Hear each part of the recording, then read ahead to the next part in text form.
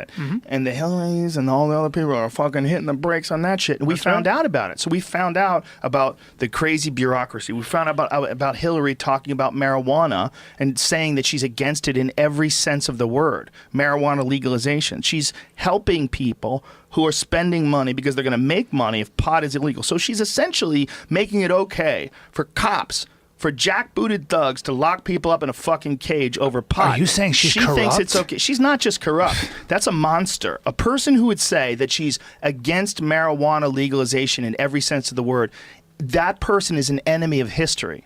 Like, you're a selfish monster who's willing to do something completely irrational just for personal gain. That's it. That's horrible. been the knock on Hillary from day one, and there's a whole paper pot trail thing, of that, though, is so scary. of her corruption. And people don't think it's scary because it's pot, and pot sounds silly. But it's not about pot. It's about freedom. It's about you doing something that doesn't hurt anybody else, and someone deciding that they can lock you in a cage because they write some things down on paper. And it's no different if she wants to do that than if someone in this room wants to lock one of us up. Like if the 5 of us got together and one of us wanted to lock one of us up because one of us is smoking pot. It's that fucking stupid. It's really that stupid.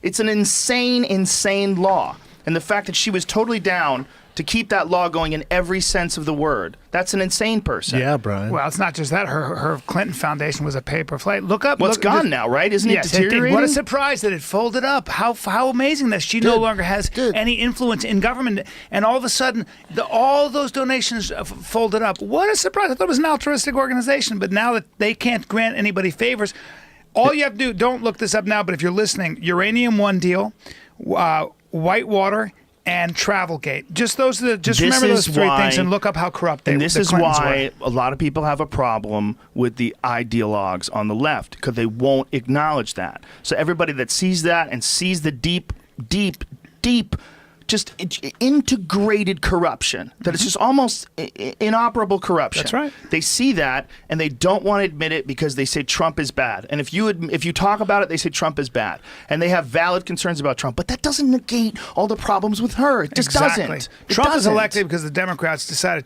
to nominate somebody who in 2008 the Democratic voters already told you they didn't like, they didn't trust. Women didn't trust her.